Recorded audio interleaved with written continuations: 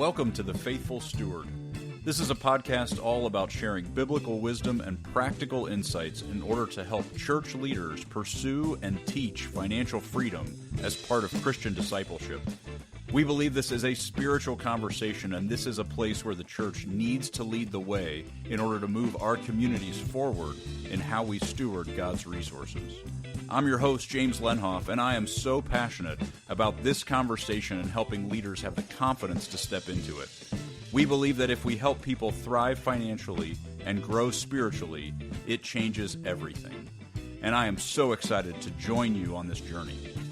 This podcast is brought to you by Good Sense. If you'd like more information about what we're up to, you can go to our website at goodsensemovement.org. All right, let's get started with today's conversation. Well, I hope your summer is off to a great start. I know at this point the kids have been out of school. You may have already gone on a family vacation or you're planning on leaving soon. This is such a fun time of year. I love summer. I love the opportunity to just take breaths, be outside, enjoy the beauty of God's creation, enjoy time with family. And also, this is a great time to check in on our stewardship so far this year. We're about to be halfway through the year. And so if you started this year with all the plans, all the intentions to step into tracking and organizing and being really intentional with the stewardship of God's resources, and yet here you are in the summer and you just haven't quite gotten there. Or maybe you're finding out that the things that you planned on aren't working. This is the right time of year for us to do a quick check-in because there's still time in the rest of the year to adjust course, to change our plans for the rest of what's coming this year so that we can account for what's happened so far. This is a really great season because we have a little bit of space and we've got half of the year's expenses under our belt, half of the saving, half of our growth in our net worth, half of what we planned on, and we can evaluate, did we make the progress we thought we would? Did things get worse? Not better. Did we spend more than we planned on? And what are we going to do about that before we get into the fall and we're stuck in all kinds of commitments that we haven't made any adjustments for? I think more often than not, we find ourselves just kind of along for the ride if we don't check in these checkpoints along the way, if we don't stop, take a breath, and evaluate our reality, rather than getting to the end of the year and wondering, how did we mess this up so bad? How did we miss those opportunities to save? How did our credit card debt grow? These are the things we get to the end of the year and wonder if we're not checking in on them all throughout the year. And so this is the time to sit down as a family, sit down as a couple, to coach the people that you're leading, to sit down and engage in some reflection on the first 6 months of the year. What did it look like? How did it go? How have we been overspending, underspending? And what does that mean? While we still have time to take action. Let's just face the reality that in this season, if you are taking vacations, if you are spending on travel and experiences and amusement parks and all the fun that summer has, you can many times get to a place of overwhelm because these numbers get big quick. But if you have done a good job of mapping out your spending plan for the year, this shouldn't be a surprise to you. The spending that you're doing now was part of the plan. And again, in Good Sense, we are a big fan of talking in terms of spending plan rather than budget. We will spend money. It's part of the deal. It's expected. It's totally fine that we spend. Where a budget is always telling us don't spend, restrict, say no to everything, and then eventually we just binge and we spend recklessly because we feel like we've earned it because of all the restriction. A well-done spending plan feels delightful and connected to the things we love and is organized around our priorities so that we feel really content in the spending of God's resources, and we have decided ahead of time what we're going to spend. And so if you are 6 months into that spending plan, this should tell you a story. You should be able to look at your experience so far and figure out where you misunderstood your reality at the beginning of the year.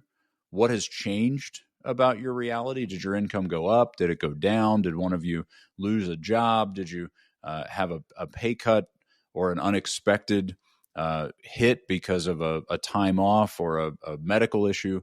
Those are the kinds of things that a lot of times we will just continue to assume our life doesn't have to change, and we end up digging holes and discovering too late that we've been digging.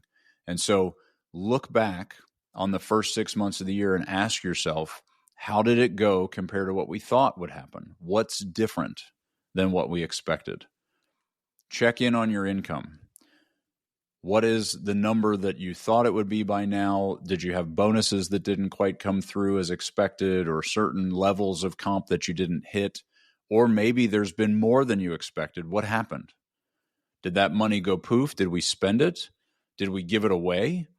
What did we save it? What did we do with that extra? Because that will show you what your tendency is when extra comes in. And that tendency should be generosity if we've mapped out our lifestyle cap. If we've said this is enough, then when more than we expected comes in, we should see generosity lift in response. So where are you at in your income, and what has happened as a result of that? If you've seen that income drop and as a result you're building up more credit card debt, then we are spending at a level that's not sustainable, and we're going to need to make some drastic changes in the second half of the year.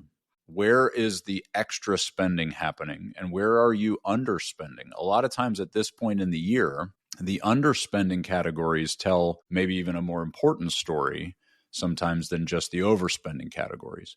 If you're overspending on eating out, overspending on entertainment, that is something that can be restricted. But if you are underspending on delight and enjoyment, it may mean that the rest of your costs are not sustainable. It may mean that a bigger rock needs to be moved in order for you to free up the ability to engage in things you care about, the things you enjoy as a family. We can't tell ourselves no forever and be in a place of contentment. We will ultimately end up spending in reaction to just being fed up with that restriction. And so be honest with yourself about where you're underspending and ask, what is the story that is telling us? If we are underspending in categories that really are necessary, then we may need to adjust the things that are unnecessary. If we're underspending on education costs, we're underspending on investing in our own growth. Maybe we're underspending on things like mental health. Those are things that if we planned on spending on those things and we're not, we're stealing from our future selves the ability to be healthy and content and steady. And that is not the trajectory we want to be on. And so evaluate both the overspend and the underspend. A lot of times at this point in the year, we're so quickly drawn to the overspend. We've spent way too much money on this category. That is not the only story that matters. It does matter, but the underspending category can tell you just as much about where you're at and what is sustainable and what's not. Evaluate your net worth growth. This is a great time to look at those first 6 months and see, did your debt go down? Have you been making progress on reducing that side of your net worth equation? Are you saving adequately into your retirement plans and into brokerage accounts that are building over time and creating more assets while also paying down debt? That is the way your net worth grows. And we need to be doing both, not just one or the other. And so if we see that our debt has been going down and that's how the net worth is going up, but we are still not saving adequately, what do we need to do in the next 6 months in order to change that? If we are seeing that our net worth has been stagnant, it really hasn't gone up. We've been saving, but our debt has continued to grow. It's probably because that saving is pushing us beyond our spending limits. We're still spending in categories beyond what we can afford. And so even though we're putting money into our retirement accounts, we're seeing that spit out on the other side in spending that we can't afford. And so something needs to give there. We need to make sure that we get our spending plan to steady out to where we're able to both save and pay down debt, that we don't end up just backfilling our assets with more liabilities because we're growing the debt at the same rate that we're growing our assets. That feels like we're treading water, but over time we're actually going backwards because that debt is accruing at an interest rate that's higher than what your asset base can produce. In other words, if you have an 18% credit card debt and your retirement account made 7 or 8%, it doesn't matter. You're still going backwards, even if those accounts are equal. And so we want to make sure that we're really chewing down that debt and we're managing that well. If you have been lax in your tracking, if you don't even have the answers to these questions because you haven't really put in place the discipline of tracking these resources, start now. Don't start by going back to January. That's too big of a hill to climb. Just start July 1st. Start for the second half of the year and start tracking it more specifically in a more disciplined way. Just begin where you are so that you can start to get the data and be able to really face your reality with open eyes rather than guessing or hoping that the decisions that you're making are actually moving you forward. Recognize that we are going to be entering into a very expensive second half of the year. And so if we have been overspending, if we have been undersaving for the first half of the year, hoping that it's going to just get better in the second half is naive. We do need to face where things really are and decide what actually needs to change in the second half. And this is why sitting down with the family midway through the year like this is a great opportunity to level set. If because of the vacations that you have taken or are going to be taking this summer, it leaves you in a place where things become less affordable in the second half of the year, or you've overspent and you're ahead of your spending plan goals, this is the time to set the expectations that Christmas is going to be smaller this year, that we may need to not take that fall camping trip, that we may need to make some changes for the second half in order to account for what we did that was out of line in the first half. We don't want to be having those conversations the week before we were supposed to go on that trip in the fall. Or we don't want to be telling our kids we can't afford to send them to their fall weekend camp with the church group right as they're about to sign up. We don't want to be telling them that Christmas is going to have to be smaller in late November. This is a time where we're distant enough from those things to see those trade-offs and face those consequences with less devastating emotion. We can see that and recognize that that is the trade-off we need to make, and we can make that decision now, talk about it now when it's not as emotionally charged, and then when we get to that point, we can remind ourselves, remember back in June, we talked about this. Remember, we decided that this was going to have to change because of what happened in the first half of the year. Oh, yeah, that's right. We can settle into those consequences with less drama and less tension if we have a lot of runway and we communicate clearly why it matters for us to make these changes in the second half. We have plenty of time to make up for what happened in the first half if we face it, if we understand it, and if we make the changes that actually will overcome it. These are not small, insignificant things. If you have been overspending and undersaving in the first half, that means you need to flip that. You need to underspend and oversave in the second half in order to still be on track to hit your target for the end of the year. These are big shifts. They're not small on the edges. We do need to face those consequences. And the longer of a runway that we give ourselves, the less painful it is to absorb those consequences.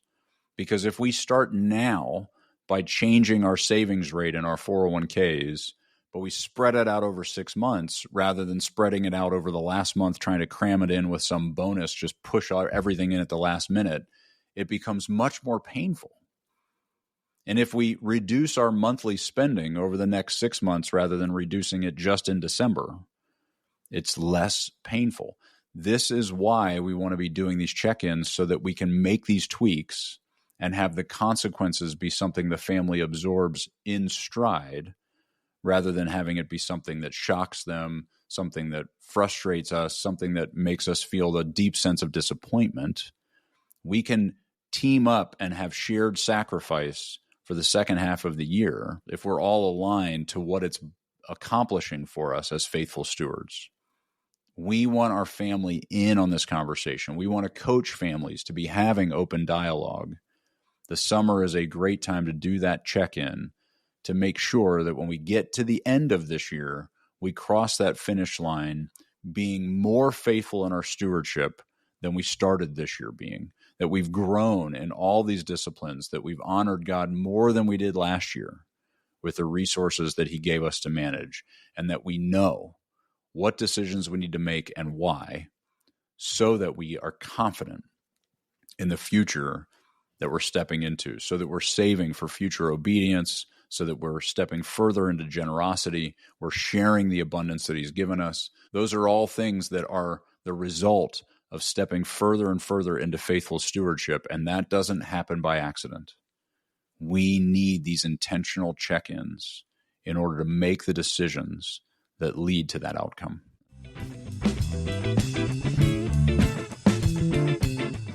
Well, thank you so much for listening to the Faithful Steward podcast. Be sure to check out the show notes for links and other information that we mentioned in today's episode. Also, be sure to check out our website at goodsensemovement.org to get all the resources we offer churches to help equip them in teaching financial stewardship to their community. If you have any questions or any topics you want to make sure we cover on our show, you can email me at jameslenhoff@goodsensemovement.org. I'd love to hear from you. I hope you all have a great week. We'll talk to you next week.